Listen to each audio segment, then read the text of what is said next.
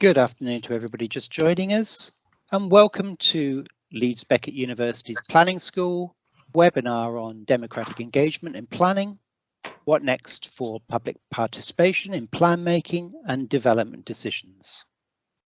This is the first in a new series of webinars for Leeds Beckett University's Planning School in partnership with the Community Planning Alliance, and we'll be hearing more about that later on.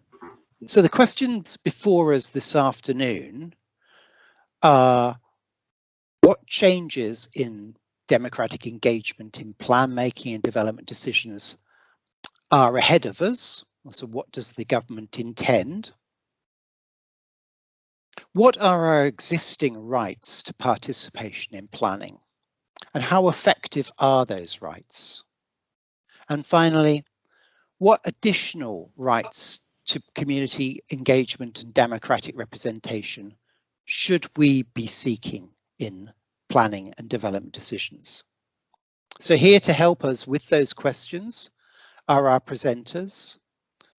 We have Hugh Ellis, Policy Director at the Town and Country Planning Association, Bob Pritchard, Planning Solicitor and Legal Director at the law firm Shoosmiths, Rosie Pearson from the Community Planning Alliance, and Naomi Luhde-Thompson, Chief Executive at Rights Community Action. So the programme for this afternoon is as follows. We'll be taking the presenters in that order, and then we'll be opening up for questions. I'd like you to put your questions in the chat. So the chat function for Microsoft Teams is the speech bubble icon on the top of your screen. So as the presenters are speaking, when you're thinking of the questions you want to ask, please put them in the chat, and then my colleague Donna Lee will be monitoring that, and we'll be pulling questions from that after the four presenters. And finally, let me please introduce myself, which I should have done in the first place. My name is Quintin Bradley. I'm a Senior Lecturer in Housing and Planning at Leeds Beckett University, and I'll be your chair for this afternoon's event. So thank you very much for that. Now, can I introduce Hugh Ellis from the Town and Country Planning Association. Thank you, Hugh. Thanks very much, Quintin. I'm going to ask you to put your thumbs up if you can hear me, just to avoid that that awfulness of speaking when no one can actually hear what I'm saying. So I'm assuming you can hear me. And I'm going to be quite quick. Thank you. I'm going to be quite quick in setting out, I think, the landscape of where we are with the government's reform agenda and community participation in planning. There's a couple of things I'll say before that. The planning system, which I'm going to describe as simply a way of organising ourselves for a hopeful future, when it was founded on the idea that local democracy really mattered. And in the 100 years or so since the origins of the planning movement, I think the one thing that's never been dealt with effectively is how you can secure genuine public participation in the planning process.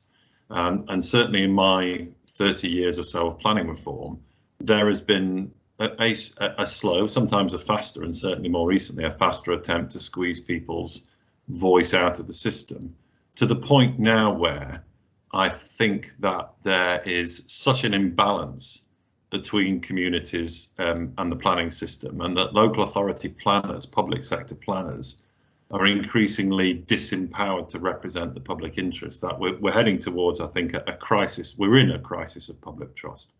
I don't think people trust the system. And I think what that does is to kind of lead to a kind of a very difficult future for planning reform. But when it works, we really need this system. We need it to be accountable, and we actually, we need it to be effective, don't we? Because we've got a climate crisis to deal with. We've got tricky issues about the future development communities that we need to manage. We've got to have a way of doing that. And the planning system as constructed in 1947 had a choice. It could have given, and they thought about giving all the power to central government. And in fact, they were quite courageous in giving the decisions about what should happen to local government. And they said, well, give it to community level, essentially, and most of the decisions will be made there. But as I'm about to say, a lot of that power now sits with central government. The second thing is that, as you'll all be aware, the previous Secretary of State, Robert Jenrick, so we understand, presented the government's response to the planning white paper to the cabinet and then got sacked the next week. Take that as whichever way you would like, but it's interesting that obviously we're in a process of change, and I'll be candid with you all, even though this is recorded, that I'm not sure anyone can tell you precisely what is in Michael Gove's head about planning reform at the moment. He's certainly being bombarded from different directions. So this session is well timed in the sense that there's quite a lot of uncertainty and there's a lot to play for in terms of the future of planning. But as I said, you cannot, in a democracy, you can't build without consent. And so this session is the most important issue to resolve in planning reform. So where are we? Well, there are two. I've often characterised planning reform as two wild horses running towards a cliff. One of those horses is the existing system, which is complex to deal with. It's been reformed beyond all recognition in the last 10 years. And the culmination of that reform was changes to permitted development rights, which happened on August the 1st, which effectively brought to an end the planning settlement in many places. Why? Well, without doing the detail, because the details it bores even me, essentially the government has amalgamated lots of uses in town centres and light industrial into one use, so you can change between them without any form of planning permission. So you change a light industrial unit into residential, into another use within that class without any difficulty. And then, of course, they've created a permitted development right where that use can be converted into residential use with only some very, very, very minimal safeguards, of which, for example, climate change and carbon emissions is not one. And that means that when local authorities and communities ask me what's the point of a local plan in a town centre or a village centre or a city centre, the answer is not much, because yet local authorities and you as the community have been robbed of an enormous amount of power, and that power has been centralised. It's not the only problem with the current system, as we all know. It's not strategic anymore, which is a difficulty for things like climate change, but it's also been de-skilled because of local government austerity, so there's less planners to talk to and there's less resources to communicate. And the only big idea the government has about that, which I'll be interested in your views, is the digitisation of the planning system, which is seen to be the solution to all problems. It is no such thing. Digitising the planning systems happened in other parts of the UK to good effect. It's a useful tool. There's no doubt about that making planning more transparent is important, but it doesn't make you as citizens any more powerful if you don't have a set of legal rights and standards to gauge that power. It simply doesn't. Also, you know, I mean, I was brought up with artists' impressions of development, and now they'll be digitised. It's only the same game, isn't it? You know, just because it's digital doesn't mean to say it can't be distorted. We all need to, you know, recognise that. So, you know, it's a powerful and positive tool for the management of planning, but it's not going to solve this issue of do communities have a say or don't they? And interestingly enough, that question has never been answered in England. You know, what power do communities have? So you've got the current reform of the system that's left us with a lot of very angry people, and you're going to hear from, I'm sure, some brilliant voices about that in the rest of this session. And it's left us with an asymmetry where the development sector, because I mean, I'm a pro-housing person, but the development sector undoubtedly has a very powerful and dominant role in the process now compared to communities in all sorts of ways. So the current system, it's worth bearing in mind, is what's generated most of the anger. A year ago or so, the second wild horse was published, which is the government's planning white paper, which essentially said at the front cover, we're going to break up the English planning system, we're going to rip it up, we're going to replace it with a new zonal planning system where consent is given up front in the plan. And that was a little tiny bit controversial because it effectively took people's voice right out of the system. And in doing that, there was an enormous backlash. And the quick summary of that, because I'll try not to speak for too long, was the Amersham by-election. And after the Amersham by-election, it turned out that people wouldn't do what they were told. Terrible, that, isn't it? An awful problem for government. And in the response to that backlash, it looked like there was going to be a toned down version of the planning white paper where the zonal part would be abolished, but aspects of it, sort of watered down, would be implemented, particularly the streamlining of local plans so that all development management policies is described nationally in a new style national policy statement that has a much greater legal weight, so adopted by Parliament. I won't go through all the ideas that we understand that they're taking forward, but partly because if they were to do those things, the system would still be in crisis. But if you like, I mean, this is the way I've described it, I suppose, to people, that the government had already kind of broken both the arms of the planning system, but they may be changing their mind on whether they're going to wring its neck. But that still leaves us with a very broken planning system. That's the challenge, I think, that we've got for this session in asking the questions that you've asked. So, in practically speaking, where are we now? Well, we expect Michael Gove on Monday afternoon to set out the government's agenda on planning reform at Conservative Party conference. Of course, he's also got the levelling up agenda, and he is also from a part of the country I'm not from, which is the home counties. So, you know, he has to restore the blue wall and enthuse the red wall, and to try and do that in the context of planning reform. So we expect the government's response to the white paper, which is the document that will tell us how much they intend to carry forward, imminently. And then we expect the new planning bill to be published on the 24th of December, is the standard joke circulating Westminster. That's always a very cunning time to publish a planning bill. And in reality, probably early in the new year. But this all depends on one very powerful issue, which is what the new Secretary of State would like to do. And Michael Gove has a reputation for having enthusiasms, for having big ideas, for wanting to do fundamental change. So he may well go back to the white paper, he may well do the watered down version, or he may well kick it into the long grass. So just to conclude, where does that leave us for this session? It seems to me that over 30 years of campaigning on planning and communities, we've never been able to identify the key ask, the milestone issue, the one thing we want politicians to do that can restore public confidence. So I think in thinking about the future, we have to really communicate to this government that even if you cancel the planning white paper, you are not restoring public trust and you are not alleviating public anger. You've got to do something. And I know, Naomi, you might talk a bit about third-party rights of appeal, and Bob, I'm sure the rights agenda, but more broadly in terms of the law. And something has to happen there that rebalances the framework and restores a kind of public interest planning. And if they don't do that, I think the power of the network, Rosie, that you're representing here, will continue, won't it? And those voices will continue to want to be heard. So for us, I think restoring the public trust is the issue. We need a system that can deal with the crisis we face. It has to be democratic. And at heart, we need a settlement, a lasting settlement, which simply says, how much power are you going to give local government and communities, separate together and together? How much power are you really going to give them over their future? Be honest about that. Give them this new settlement, restore public trust. Otherwise, nothing's going to get done anywhere, because you can't build any democracy without a legitimate planning system. And I'll stop there. Thank you very much indeed, Hugh. Moving on now to Bob Pritchard, planning solicitor from Shoosmiths.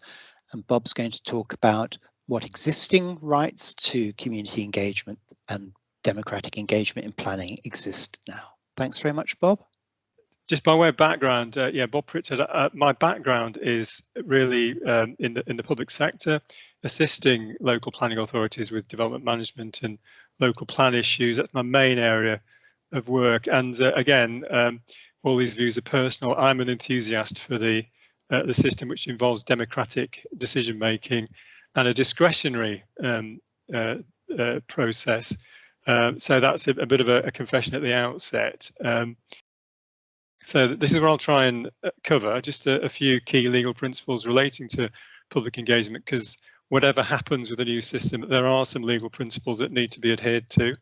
And a bit about, as in, I've said I'm an enthusiast for the current system, and I'll talk a bit about the benefits of the democratic process in ensuring what I always try and ensure as a lawyer acting for local authorities, that's a legally safe decision. And just a few thoughts on future reforms. As Hugh said, I mean, who knows what might happen, but just a few thoughts on you know, what might happen, and sort of some of the more practical, I suppose, issues relating to any reforms based on my time. And I see there's a few ex-colleagues at Leeds Council, based on trying to promote development plans in local government in particular, and the level of sort of public engagements required, and the sort of length of time it just takes to get that process through. So if you want to move on to the next slide.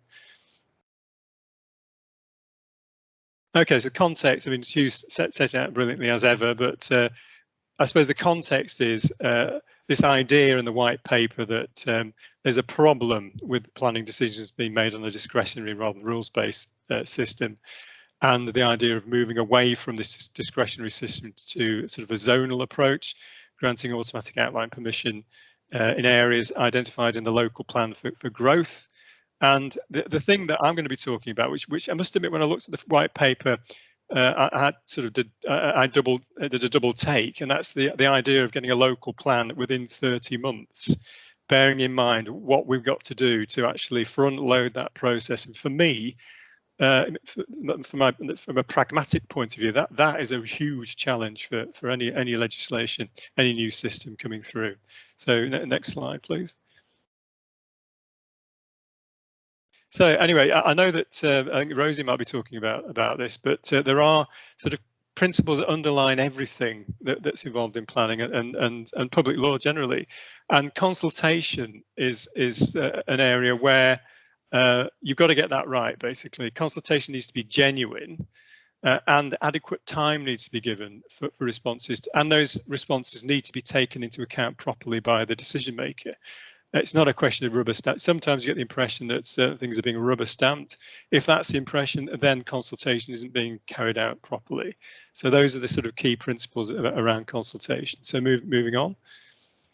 And just as if there's a number of cases in the planning world that illustrate this, but there's one that I've picked out in particular, which is again over the other side of the Pennines, so I can talk about this, being a Yorkshire lad. But this was a challenge by a parish council to the grants for planning permission for a pro-lodgers distribution centre in Widnes, and there was an environment. It's obviously a big application, and there was an environmental statement submitted with it. And the parish council basically took exception to the proposal to grant planning permission, and argued in court that it hadn't had sufficient opportunity to participate in the decision-making process. And that was in breach of, there's some very specific legislation that governs the current environmental assessment system, and they were arguing that they hadn't been given enough time taking into account those sort of legal duties in there. So next slide.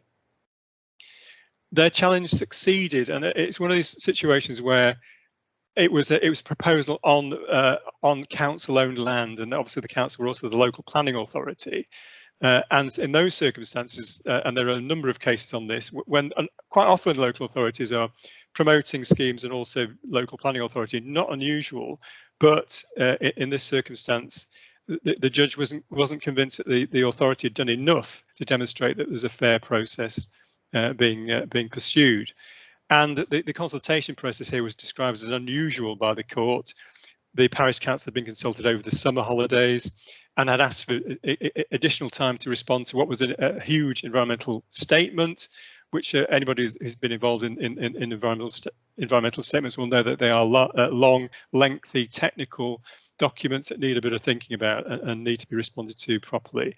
And anyway, the court was convinced that in the circumstances, this consultation process was neither fair nor effective, and amounted to a breach of the regulations and the legislation associated with environmental statements, and also breached those fundamental rules on consultation. So just that, what that illustrates to me is planning is often a complicated process with highly technical information that needs to be disseminated properly to the public. They need to be allowed opportunities to understand and digest it and make representations, and it shouldn't be a sort of technocratical exercise between experts. and that's where but the courts recognise that. They recognise that that you need to have enough time to respond to proposals when they're actually made. So next slide. Again, these principles are still with us, that they're in the backdrop of any reforms that we're going to have, and human rights is another one. And in particular, Article 6 and the idea of having a fair and public hearing within a reasonable time by an independent and impartial tribunal. And there's an overlap here with natural justice and the need to act fairly. There's no requirement for an oral hearing in the case of human rights, but it's all about fair and public hearings, and there's an overlap with all the other principles, with the principles of consultation as well. So they're principles that will need to be adhered to with whatever system we end up with. So moving on. And very importantly, the Aarhus Convention, which again, post-Brexit is still with us. It hasn't been affected by what's happened with us coming out of Europe. And this convention is very powerful. It's the environmental information regulations are based on the Aarhus Convention. And there are 3 limbs to it: the idea of allowing access to information, environmental information, to allow the public to participate in environmental decision making. That means planning decisions, and also promoting access to justice. So the access to justice if the other principles haven't been adhered to. So moving on. And again, there's a number of cases that illustrate the sort of impact and the importance of Aarhus. And then I just picked CPRE Kent as one example of that. That was a proposed development at Farthinglow in Kent. And I picked a quote from Lord Carnworth there, where he stresses the importance of the Aarhus Convention and the need for public participation and access to information and transparency in decision making and access to justice. And that was also a case which was involved in, but there was a very complicated bit of technical evidence that the court said people should have had, in fact this was local authority members should have had sufficient time to digest and comment on. So that whilst there's there's an argument for getting development delivered speedily, that shouldn't be at the expense of proper engagement and proper understanding by the public of what's actually being proposed. So moving on. So just a few other legal principles as well. And again, there are in 15 minutes, I haven't got time to run through all of these. Legitimate expectation is one which can emerge. And again, that was relevant in the Hale Bank challenge. And if there's a statement of community involvement that offers certain forms of participation, that can create a legitimate expectation that will be followed. The public sector equality duty arises from time to time if the development will impact on those with the protected characteristics. So, and if that duty applies, then consultation should be directed at those affected groups, and it should be brought to the attention of those affected groups. The current environmental assessment legislation also has principles around consultation, as was illustrated by the Hale Bank decision. We will end up with ultimately with a new environmental assessment legislation. We'll see what happens with that about participation by the public, and see what goes in there. But until that new legislation is introduced, and that's going to take a bit of time and a fair amount of parliamentary effort, I should imagine, we retain effectively the European system with those consultation requirements as well. And again, it's a massive subject on its own, but there's a need to avoid predetermination bias in decision making. And I guess in the case of the Holt and Hale Bank decision, you can almost see that as institutional bias. If the authority's got an interest in the outcome of the application, then that's an area where you need to be particularly careful to demonstrate that you're acting fairly. So moving on. So in terms of the democratic input, I'm an enthusiast for the democratic input into the planning system, as is the Select Committee, and the Select Committee in its report on the white paper, sort of said it is disappointing that the councillors aren't mentioned in the white paper, and stressed that the key role that they play in local plans and in the planning application process, and making a recommendation that government should actually set out that role and the importance of that role, and explain how it's going to be maintained in the system going forward. So next slide. And just again, an illustration for me, I must admit, again, trying to keep local authorities out of court. One effective way of doing that is to debate things properly in planning committees and council meetings. And again, I've just illustrated that by one decision, and that's the most famous, I suppose, son of Lichfield, Samuel Johnson there, Dr. Johnson. And it was the Lichfield District Local Plan, the main modifications to that, which were being debated at full council. And there was issues around whether or not the authority predetermined it. But the challenge to the application ultimately didn't succeed. And one of the factors that the judge pointed to was the debate that had taken place in the council chamber, which was clearly sort of aired all of those issues around the main modifications of the local plan, and that's kind of what saved the authority on that occasion. So that democratic input is both from a sort of a principle point of view, but also in terms of actually making sure you have a safe legal decision, I think is an important component. So moving on. So just a few thoughts on future reforms. Again, it's an obvious point, but whatever the system is going to be, it's going to have to reflect the established legal principles. They're not going to go away. They're derived from common law and other legislation, so that they're not going to go away. And again, it's back to, for me, it's timescales and processes. How do you get those so that you're guaranteeing those public rights are being reflected in any decision making going forward?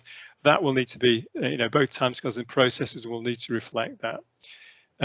And if we are going to have a zonal approach to local plans, then we're going to sort of get outline planning permission at the local plan stage. That is an awful lot of work for developers, for local authorities, and also in terms of getting engagement in those issues, an understanding of those issues, and an appreciation of those issues. So given that, is a 30-month timescale achievable?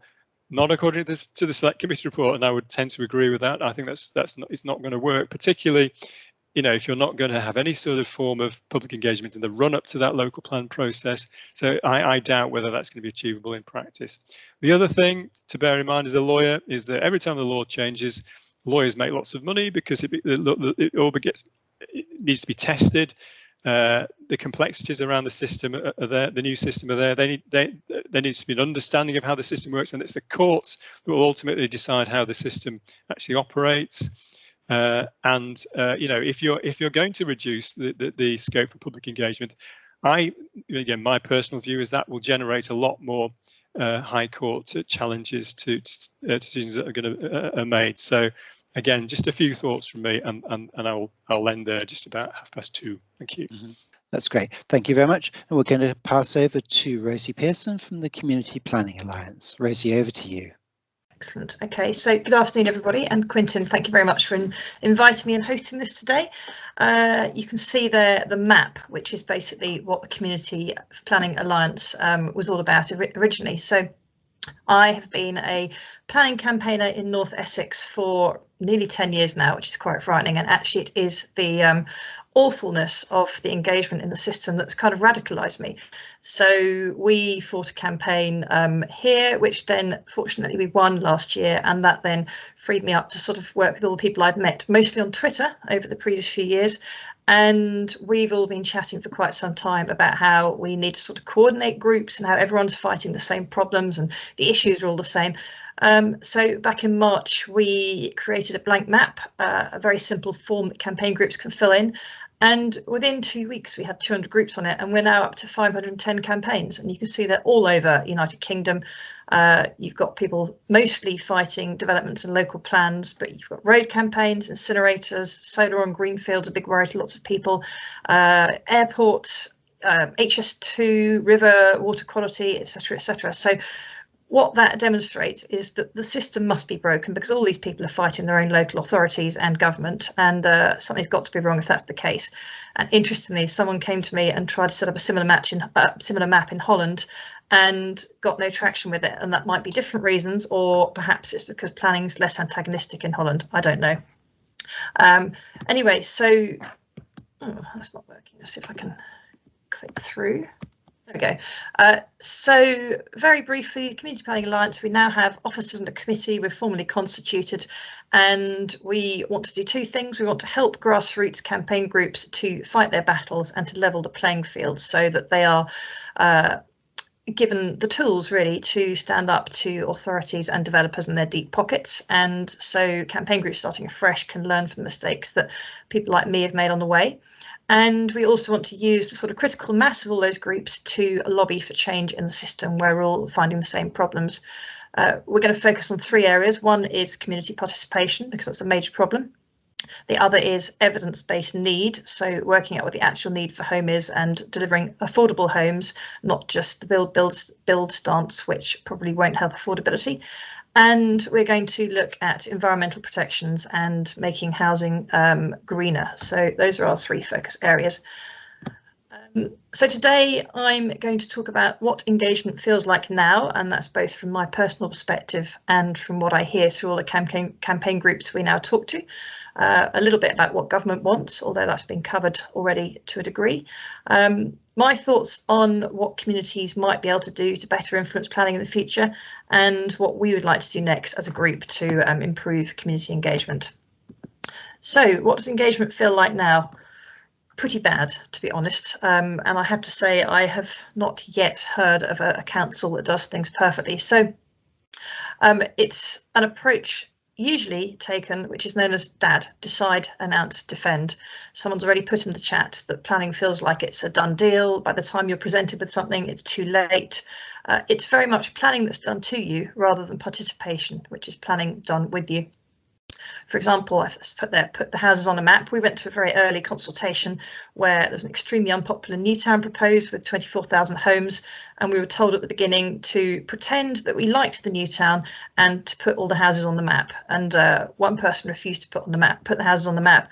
Another tried to put them all in a certain part of the map, was told he couldn't. So it was very much sort of dictatorial. It's a tick box exercise. You've got very closed minds in the councils, and we locally had an awful lot of the councils telling us they know best, and we didn't know because we were just the little people. It can go even beyond just being done to you to being obstructive. You get very technical and confusing jargon. And again, someone's mentioned that in the chat already. You get very difficult to use portals and consultations, which make it difficult for people to actually express their opinion. You get thousands and thousands of pages of evidence, and that's all disjointed. It's not linked together. It goes out of date rapidly. You can get misleading information, too little information, the tight deadlines, which we mentioned already. It goes as far as being insulted. Then you get told, for example, that if you turn up and speak at a council meeting, you are the vocal minority and that everyone else is the silent majority and that they're more important than you because you've turned up. You get attempts to discredit you, get time limits at council meetings. I actually heard again via Facebook this week that there's a council that I won't name which planted two of its stooges into the 3-minute have your say session so that no one else could get a chance to speak. I've heard of a council recently that locked the doors before a meeting so people couldn't get in to have their say. You get things like I attended a webinar last week which was supposed to be a shared vision for a new 9,000 home garden community. It was such a shared vision that there were only 11 people on this webinar, of whom 7 were the professionals and the planning people who were leading it. 3 lived broadly near the area, and I just had an interest having campaigned in North Essex, so this shared vision was not shared. And to be fair, it was a good open-minded discussion, but it did not reflect what the community thought because they hadn't actually got to the people that live nearby. So that's a pretty negative picture. So I shall move on. This slide just illustrates the kind of consultation documents presented with, usually with about 6 weeks, and you wouldn't, unless you spent days and days and days going through them, you wouldn't be able to respond. So you end up with people being disenfranchised simply by volume of information. This one illustrates, so you've got on the left puts the 20,000 homes on the map session. The middle one was very disingenuous because if you look there, it was at a drop-in event for the new garden communities, and it says there, number 2, Marks Tay New Garden Community, 1,150 homes within the local plan period with further homes after 2033. What it didn't say is that 24,000 homes were proposed, so you would have gone to that event and maybe thought, well, 1,000 homes there, it's not the end of the world, or maybe that works, but you would not have known a new town was proposed. Then on the right, you've got one of the lovely drop-in events where you could put your wish lists onto the board, but no one explained to anyone that those had to be paid for and might not be deliverable. Then my bugbear is maps, and I'll come onto that in the digitisation section a bit later with things that could be done better. We've had the giant blob map, which showed where 24,000 homes might get dumped, and if you live within that immediately, you had problems selling your house. So for 5 or 6 years, people that tried to move from there found it very difficult. You had what I call the safari park map, which was for one of the garden communities, where the sort of yellowy bit in the middle is the garden community, and all the bits around the outside with the giant animals are supposed to represent the countryside. And that's just laughable to people that are going to see this 9,300 homes Newtown there. And you had half a map. So if you went to the Colchester, because the new town was across 2 districts, if you went to the Colchester session, you'd see half the new town, but be unaware there was another half the other side, and vice versa in Braintree. So they couldn't be bothered to put the whole town on the map. So what's the result? Clearly, because of that, people get quite angry because people aren't listening to what they say. It's all become quite difficult.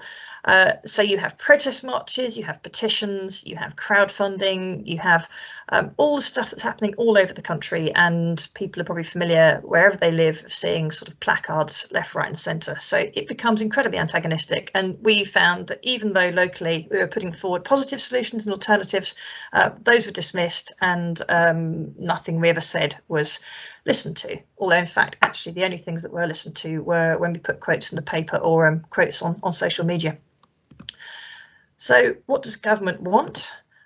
Hughes touched on this a bit. It wants, which is good, a more democratic system open to a wider range of people. It wants clearer, more visual information about development proposals, and it wants to make planning information easier to find and understand. Well, that's brilliant. Can't argue with that. That absolutely needs to happen. Then my traffic light system, the amber bit is the government seeks new digital engagement processes and better use of digital technology. I wholeheartedly support this. I think it's brilliant. And what I was desperately crying out for when I spent ages responding to consultations was to be able to see a live digital map showing what was planned and where the new doctor surgeries would be, where the school capacity was an issue, where there were bottlenecks for traffic on the road, etc., etc. And I wanted that all to be live, fed into one place, that literally you could just glance at it and say, I can understand what's going on, get a really simple picture. Instead, I had to go through all these disparate reports and sort of cross-check and laboriously create spreadsheets, and it was ridiculous. So I definitely think that digital engagement can make a huge difference. And actually, we were talking yesterday, we think that probably the Community Planning Alliance is a kind of COVID baby, because people are very used to interacting online, and that's enabled us to form an entire new national group by Zoom calls, essentially. So I think people are very familiar with technology, but I do agree with Hugh that it can't just work on its own right for government to say, make everything digital. And then an absolute no-no, and my red traffic light is the proposal for automatic planning permission for schemes in line with the plan. And I agree with Bob that I think that's going to lead to a lot more litigation, judicial review, because it'll be the only recourse people have in the planning system if a developer is doing something that's not appropriate. Imagine a better world. Imagine if local communities actually could influence planning. I think there are 4 musts for better participation. It was interesting, I was looking at these again this morning, and I noticed that they're all fairly sort of control processes, rather than it'd be lovely to have charrettes and citizens' assemblies and workshops, but none of those are any good, and nothing is any good if a local authority doesn't want to listen. So yes, digitise and map things, that's brilliant, do that. I think every local plan needs a referendum in the same way that neighbourhood plans have referendums, and I've been told by a few people that's very complicated to organise and won't work, but I think it would, and that would focus the authority's mind. If they knew that they either could not submit a plan to the inspector for examination without a positive referendum result, or that it had to be put to referendum after examination, they would have to do a much better job of listening to people, and it does work for neighbourhood plans. We've touched already on statements of community involvement, and those could be massively enhanced. Ours are not worth the paper they're written on. They just have a tick list of things the council must do, such as hold a consultation. It doesn't mean they have to listen, just means they must hold it. And again, these mandatory standards that Bob's talked about, such as the gunning principles, that they have to just be it has to be mandatory for councils to do all these things, and I think it should be tested at examination, and the community should be able to say whether or not they feel that the council has taken into account everything that they've said in consultations. So what's next for us on this front? Community participation. We want to understand more and maybe formally about the experiences our members are all having across the country on participation in planning. We want to try and think about a gold standard for community participation, taking into account some of the things on the slide before. We want to assist members to seek change locally and lobby for change nationally. So that's what we want to try and achieve. I hope that was of use. Thank you. Thank you very much indeed, Rosie. That was definitely of use. And our final presenter for this afternoon, Naomi Luhde-Thompson, Chief Executive from Rights Community Action. Over to you, Naomi. Thank you very much, Quintin, and it's great to be here today, and so many people on this call just shows how vitally important it is that we get the planning system right, and we've got this opportunity to do so, I think, in the next year. If there are changes coming down the line, then we have an opportunity to call for a better system. We've heard quite a bit about all of the issues that we have with the planning system, and this imbalance of power that is happening and is just coalescing at the moment. And she mentioned permitted development rights and that privatisation of public power and the culmination of that and permitted development rights. Rights Community Action is actually challenging the government over those statutory instruments, and we're in court next week on Tuesday.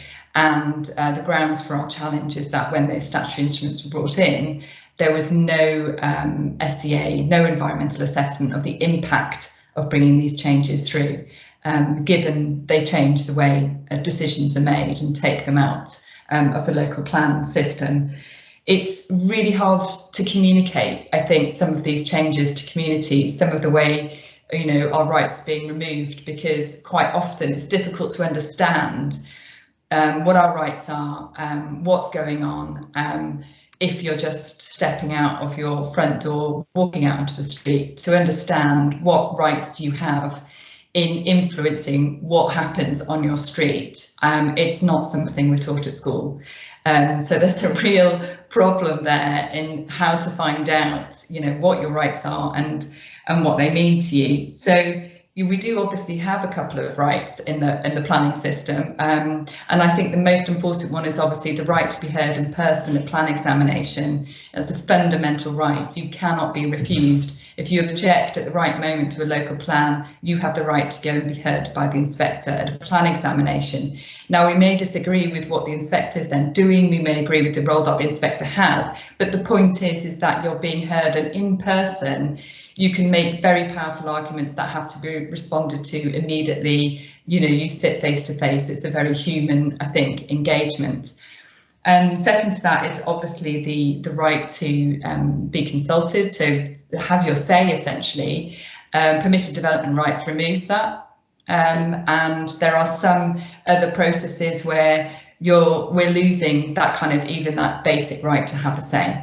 And I think that's something that's happening in lots of different areas of environmental decision making. So when the Environment Agency is handing out pollution permits, for example, some of those are they're just standard permits, so they just get handed out within 3 weeks anyway, and there's no opportunity to have a say. So I think if you look across the system, what you might want to do is every time there's a change that's happening nationally on planning or on things that are connected to planning, is we have to look at it and go, OK, so the Aarhus Convention, we have a right to know, we have a right to participate, and we have a right to challenge that decision. How are those rights encapsulated? Where are they? And if we don't have them, then we need to call for them. And I'll talk a bit more about, I think, some of the third party right of appeal, which I think is something that we should definitely be calling for.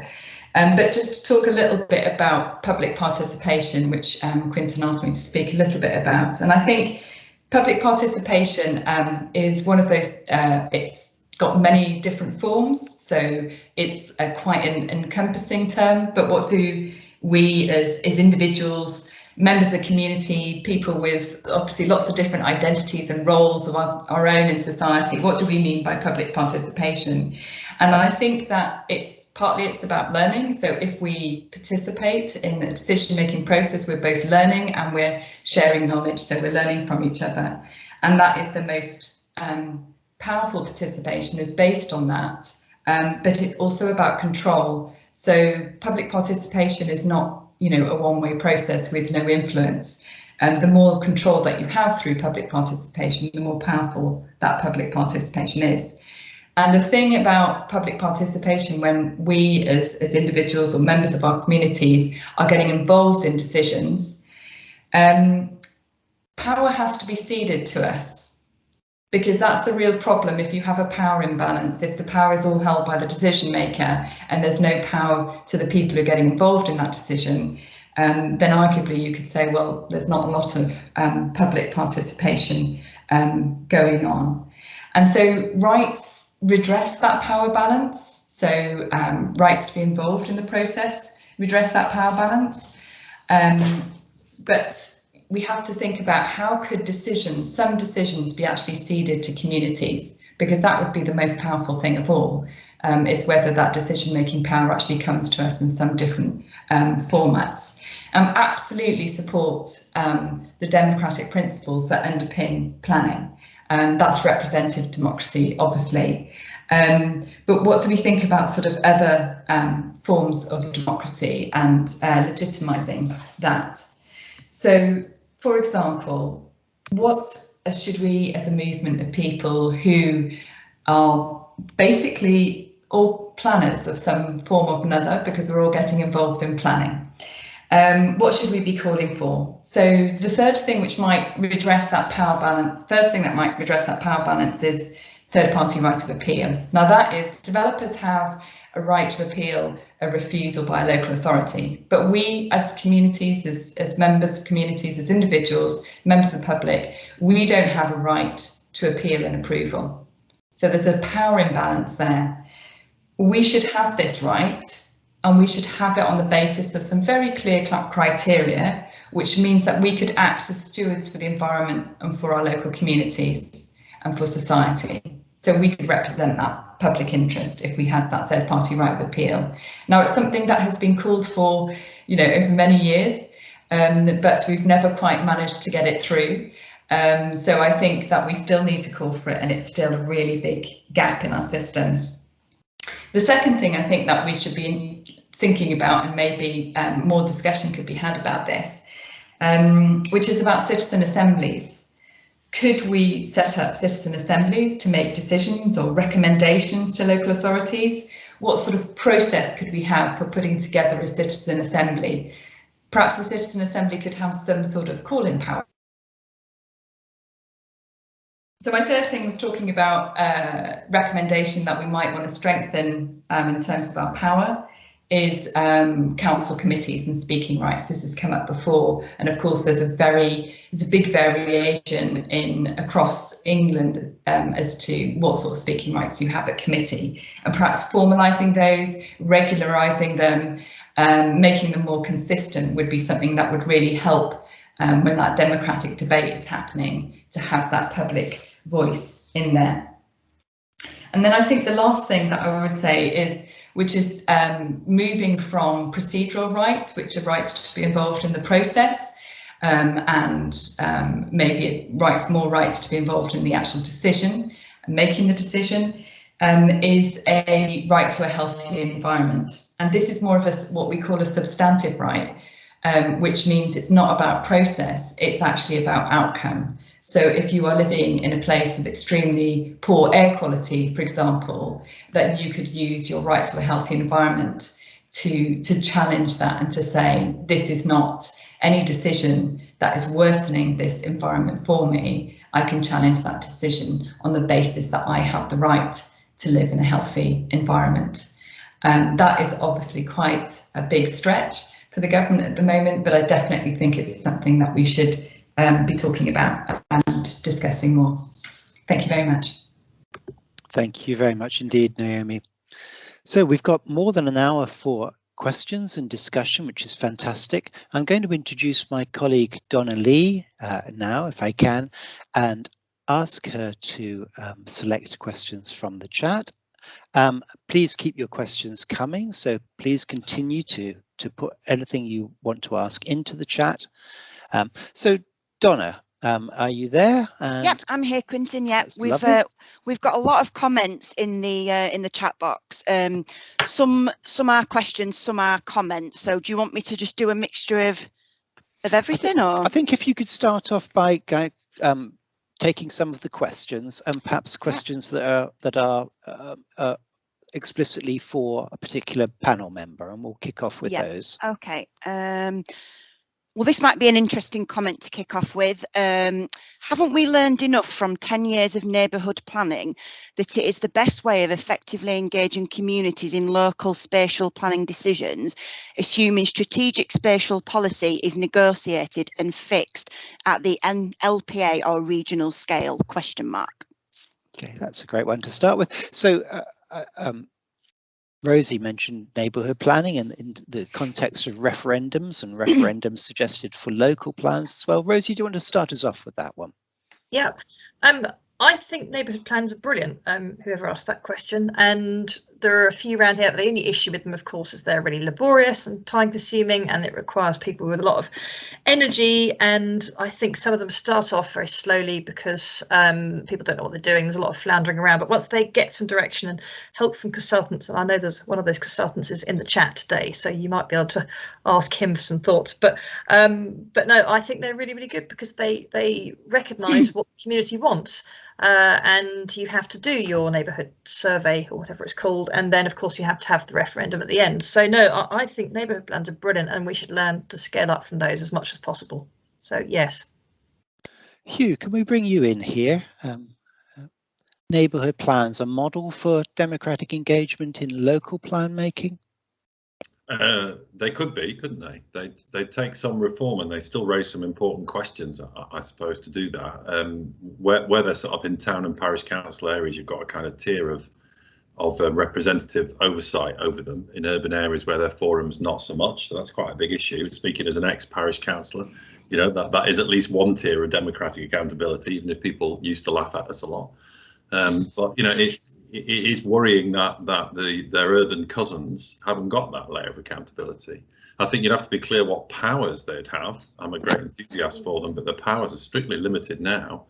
And I don't think there's an easy relationship between them and strategy unless you actually work it out carefully about what their remit is.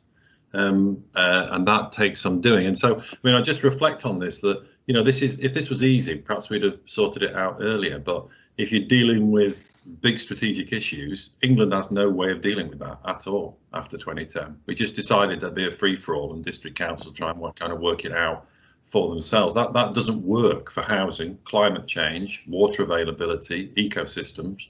So you do need a big picture plan. I'm more hopeful. I think neighbourhood plans fit really well. They fulfil a really powerful purpose, but I think you need strong democracy and accountability throughout the planning process. And so, yeah, there's an opportunity, but I think they do some things really well. I don't know what would happen if you pressurise them to do everything. I think that could be, you know, that could be challenging.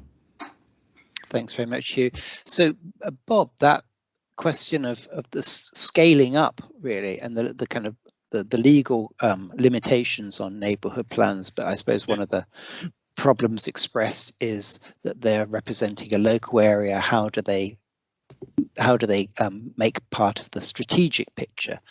Any ideas on that? Well, I mean, the problem is, and I think Hugh mentioned it at the outset, is that there are systems that they've bolted bits of it on. And I think worked out it's been since 1990, it's been reformed every 2 years, and it hasn't really been consolidated. And neighbourhood plans have been bolted onto the system, and you end up with a patchwork quilt of neighbourhood plans that don't. And I think there's an interesting example in London where there have been neighbourhood plans aimed at sort of dealing with air quality. But the problem with that is you can deal with air quality within a certain neighbourhood forum area. It doesn't stop the problems outside that neighbourhood forum area. So I think there needs to be, for me, there needs to be a step back. I think neighbourhood planning, I think it's one of those areas where there's general consensus that it's a good thing and it's worked pretty well. But you need to take a step back and you need to work out again, strategically and nationally, how that's going to work on a and it's going to be an English basis, because we're ending up with different systems in different countries. So it's having that stepping back and looking at the role of these of enabled plans and because again, I can go on about the case law enabled plans versus local plans, but it's not clear what they're supposed to do. If you look at the legislation, the regulations aren't clear. The courts have commented on that. So there needs to be clarity about what they can do. And for me, it's all about having planning being done at the appropriate level. Hugh's absolutely right. We haven't got a proper strategic planning system at the moment. We've got patchwork neighbourhood plans and we've got local plans which fill in the gaps in the middle. So it's taking a step back and actually sort of looking at the system as a whole, and neighbourhood planning undoubtedly has a role to play. And it's interesting to see that there's been a question raised about what happens if they change national policy and it disenfranchises neighbourhood plans, and that's effectively happened already because of the way that the National Planning Policy Framework works. You can end up with neighbourhood plans being adopted and being effectively out of date shortly after that they're adopted, and that can't be right. So I think there needs to be that stepping back and working out how the different components work together. Thanks, Bob. Naomi, neighbourhood plans offer a different model from representative democracy, don't they? It's a direct democracy in the referendum, and they encourage a great deal more participation. Do they suggest a way forward for us? I think so, but I think the resource issue is coming up quite a lot, because obviously, if you think about it, a local plan is created by planning officers who are paid from the public purse. Yeah, so it's a public service, that plan making process. And when neighbourhood plans were brought in, and when Greg Clark was shepherding the localism bill through Parliament, we raised this. We said, well, now you've got volunteers effectively doing your plan, and where's the resources for that? And does that mean that places that don't have as much resource as others, or communities that may not have as much resource, where you've got hugely diverse communities, how are they going to have the resources to be able to create these neighbourhood plans? I mean, the other question is whether, should, well, this is one that Hugh's also mentioning, so I'll just mention it for him, is whether England should be reparished. So you create that lowest tier of democracy and you make sure that everyone has access to it. Or whether we think that neighbourhood forums and the ability to put those 21 people together in each place for the purpose of a neighbourhood plan, is a kind of good way of filling that gap, because we don't have that lowest tier of democracy. And in Wales, they're called community councils, and there are a lot more in Wales. I mean, it's only kind of Cardiff that it struggles to cover all of its area with community councils. So I think that's an interesting question about which level of democracy you have, and if you're going to have planning at the lowest level of democracy, shouldn't everyone have access to that sort of planning? Thanks very much, Naomi. Donna, do you want to choose us another question? Yep, I've got another one here. So apparently Wiltshire Council are putting forward land that they own as county farms for housing. As it is their land, do we have any chance of stopping this? As they say, everything is commercial. It is being done behind closed doors. It is included in a HIF bid, and we are now providing our allocation of housing without the HIF.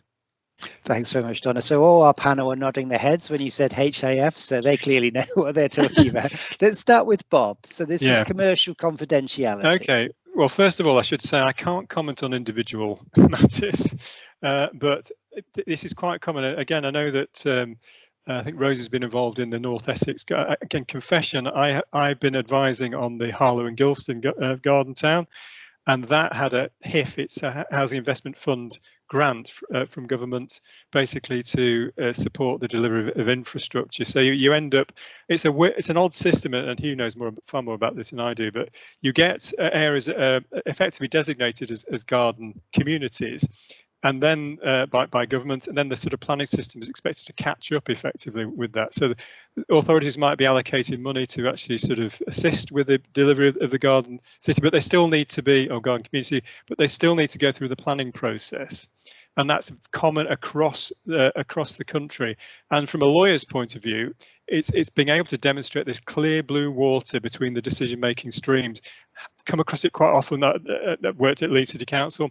An example, it's not a housing example, but the Leeds incinerator or Leeds energy from waste facility, we were getting PFI money for that. We had a planning application. We had to make it clear that the planning decision was being taken entirely separate to the other decisions, and that will happen. You're not going to get away from that. That authorities will have different hats. In the example I gave of Halebank Parish Council, the council got it wrong.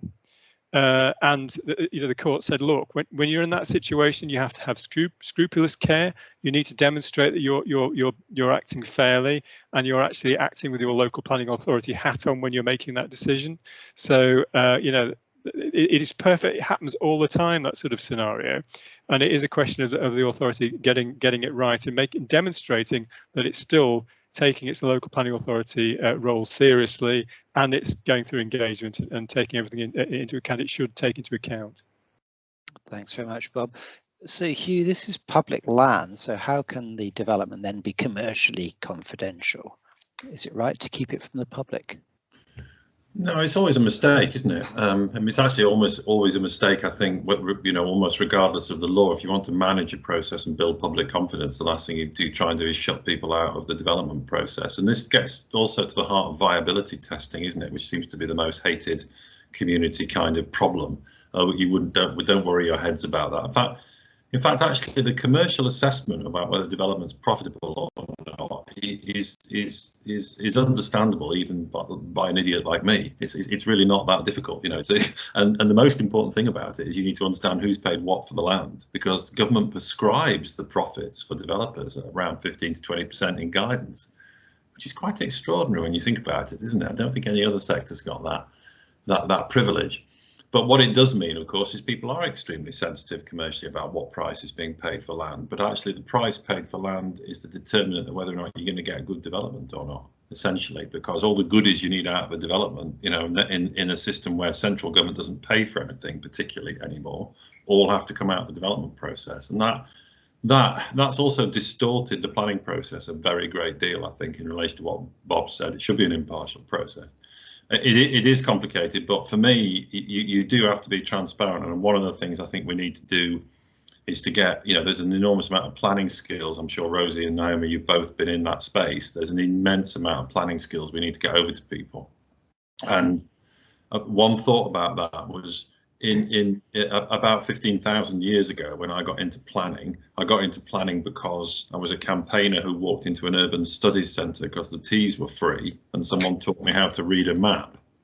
Now, people and communities haven't got access to that anymore in anything like the same way, have they?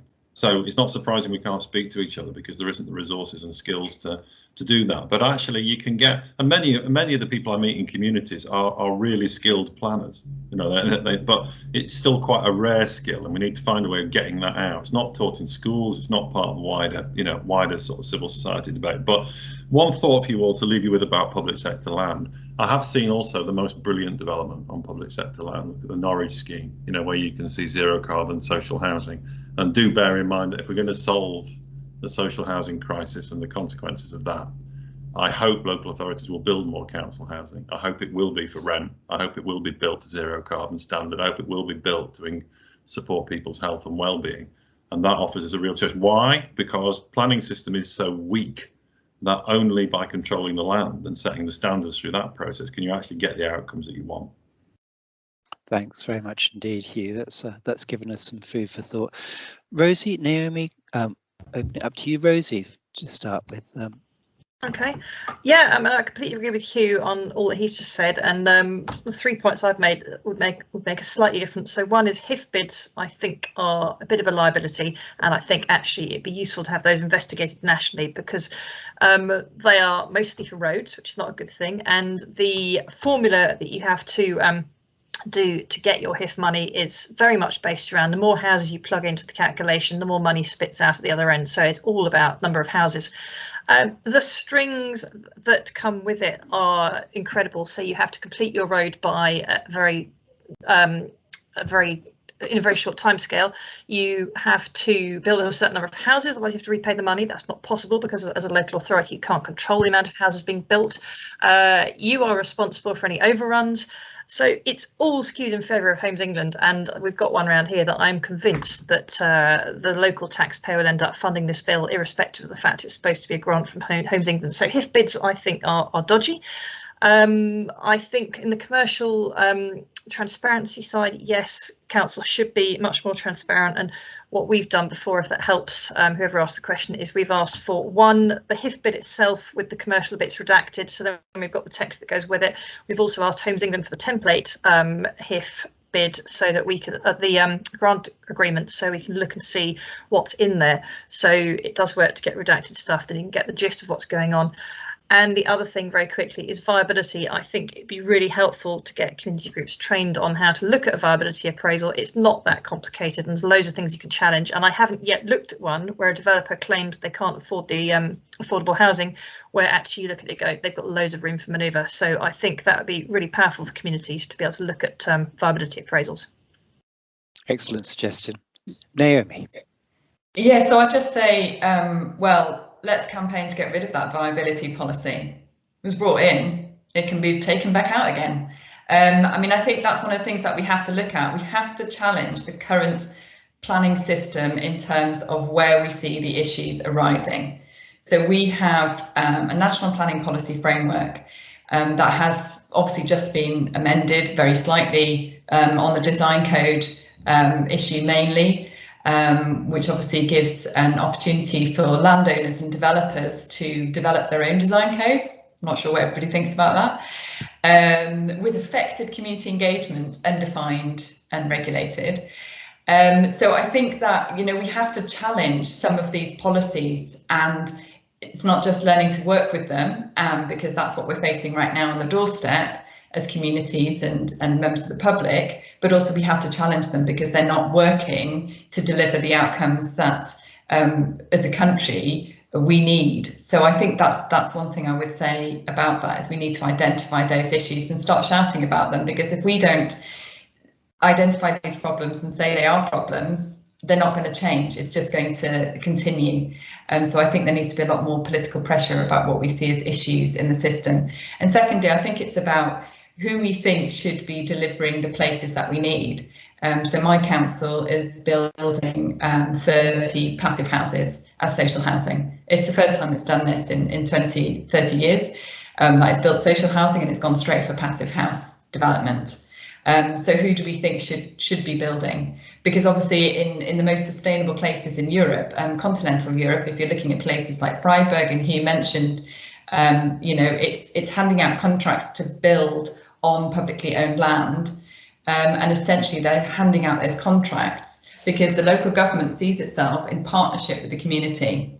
It develops a plan with the community, and then it basically says to the developer, well, this is what we are contracting you to build, because we and the public have made an agreement about what we want to see. And so this is, here you go, you can provide us with a service and build it. So it's also just thinking about development in a completely different way, and whether we can get to that, because otherwise we're firefighting the existing system, but we're not kind of saying, but this is the system we want. This is how we'd like decisions to be made. Lovely. Thanks very much, Naomi. So challenge viability, challenge the role of profit in development. Donna, over to you. Let's choose another question. Yeah, we've got another question here for Hugh, and I think Rosie in the chat said she was looking forward to him answering this one. Please, could you say something about how the evidence base for plan making excludes communities, e.g. LEP strategies, sustainability appraisals, etc. are too technical? Inspectors rarely question them, so community concerns about their robustness doesn't touch the sides. What could we do about that?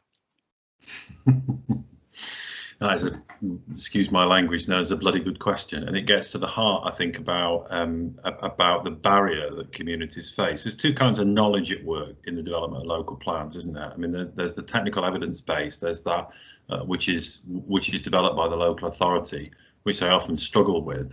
Each one of those chunks of evidence base is complex in its own right. Some are challengeable, but often the methodologies for them, like housing numbers, are actually determined by central government. But then there's the knowledge that communities bring. And the awakening moment for me on this was working with the Flood Forum. And I don't know if there's any members of the Flood Forum on this call.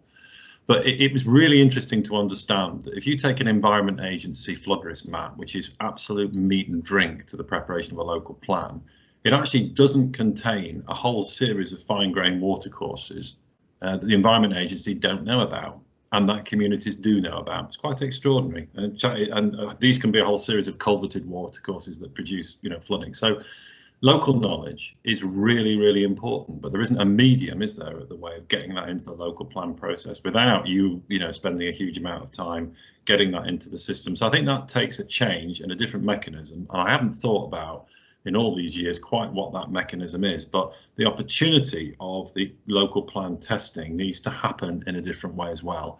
I'm actually all in favour of a bit of adversarial stuff. Things do need to be tested, but if you're going to have a genuine process of building up information, I think have to have a more exploratory process with inspectors actually taking the time to do that with communities. And it also means one other profound thing. You have to get into the resources that local planners have to make plans. They're on a treadmill. They're under a massive amount of pressure from government on one issue and one issue only, which is housing numbers, and therefore there's very little time for that conversation.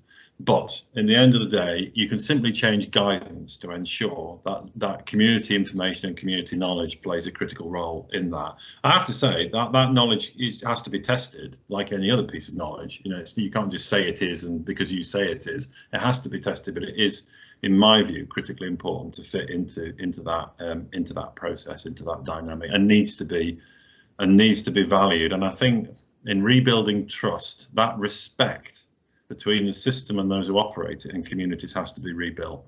I just don't find any of that, I'm afraid, for all sorts of complex reasons. I don't find that in the system. Planners are there to be experts, sure, to inspire, to provide opportunities, but not to impose against people's will. That is not our role. Our role is there to try and forge a collective future. It's not the role the government has given the planning system, though, and that is the problem. Thanks, Hugh. So I'm going to open this up to the other members of the panel, but I suppose one of the questions that is in my mind is that the technical standards of planning, I suppose, are part of what Bob was talking about in terms of its procedural fairness. So everything's got to be technically evidenced, but as Rosie said, that's standing in the way of communities expressing their views. Who wants to speak from our panel members? Well, what that question sort of highlighted for me, and it rang a bell for me, is that it's not always obvious where the evidence base ends and the evidence starts, and that's and a lot of my work has been supporting local authorities in promoting local plans. But and the other point is that we've been discussing access to information and confidential information, and I've been talking about the Aarhus Convention, and don't ignore that. The Aarhus Convention and access to environmental information is important. There's some interesting information tribunal decisions on access to what developers were saying was confidential information, which turned out not to be confidential when it was being relied on to reduce affordable housing targets. So there are the tools, legal tools there. I don't think the processes are set up particularly well, but the tools are there to actually get access to that information. But again, it is a definite grey area when what is actually evidence based and what is actually the evidence that's presented to the local plan examination. Thanks, Bob. Rosie? Yep. I think that it would be, if you could front load all the community participation and make it more accessible, then you wouldn't have some of the problems being described. And for us, the only point where the planning system worked was an examination in public, when the inspector listened to evidence, challenged the authorities and heard what the community said. And he was brilliant, but I've already seen in the chat today, and I know people have very different experiences with planning inspectors. So I think at that end, it's risky having one person making huge decisions about local plans, and maybe there needs to be a panel of inspectors. And I think long before you get to examination in public, the authority should have been working with communities and doing this participative planning instead of doing planning to us, and then you wouldn't have many of the issues we see that sort of bottled up as the plan progresses, with people being ignored time and time again. Thanks, Rosie. Caught me off guard there when you finished. Naomi. Well, just very briefly, I think the evidence, the fact that everyone's on this call, is that we need to be sharing, as communities and members of the public getting involved in the planning system, we need to be pooling and sharing expertise and experiences, and that's what's fantastic about what the Community Planning Alliance is doing. And Rights Community Action with the Community Planning Alliance want to run more of a power up in the new year, which is basically about getting to grips with some of the technical details of the planning system so that we're all better equipped to deal with the firefighting, as I see it, that we're all engaged with, because we are having to do that on a daily, weekly basis. And it's going to take a while for any changes that we might campaign for to come through the system. So it's almost like we have two jobs on our hands. One is actually getting involved in the decisions that are happening with this huge amount of technical processes that we all have to understand. And then secondly, it's saying, well, these technical processes are not working for these reasons and we suggest these solutions. So I think we have to do both of those things. And I think the more that we can help each other with that, the better. Brilliant, thanks, Naomi. So I want to get through, give a chance for people to hear their questions asked, as many as possible. So I'm going to ask the panel members to put their hands up if they would like to answer a question, rather than spreading them around all four presenters. So Donna, back to you. Let's pick another question. Right, okay, we've got a lot to choose from. Let's have a look. This is quite a long one, but it seems quite interesting. Doesn't the Planning Inspectorate and its role need investigating? Serious errors were made by the inspector in the Leeds core strategy and again in the SAP. There is a real lack of accountability, and all our neighbourhood forum could do was go to an expensive judicial review over green belt removal in the SAP.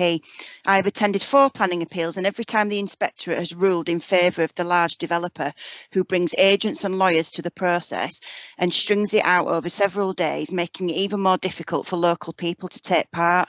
Statements of common ground exacerbate the problems of the current inspectorate's role. Thanks, Donna. Yes, so there's a growing concern about the neutrality of the Planning Inspectorate. Who wants to lead us off on that? Hugh? Yes. Well, it's perhaps easier for me to make a comment on it. I mean, it's interesting that traditionally I think there has been respect, and there remains a good deal of respect for Planning Inspectorate impartiality on the day in most cases. I think that's at risk, is how I would describe it now, significantly at risk. And the reason it's at risk is not fundamentally because of the planning inspector on the day. I mean, you can get people can have bad days and you can get good and bad planning inspectors, but you know, what that is about is the fact that the planning inspectorate, like planners themselves, have been more and more constrained over the last decade to conform with the provisions of national policy, you know, and they're operating in that environment. And the thing that frustrates me is that that's ultimately a political decision. I mean, ministers have gone to the planning inspectorate and banged their hands on the table saying numbers, numbers, numbers, numbers, numbers. And that is the pressure that the inspectorate is placed under. Now, that's a political decision.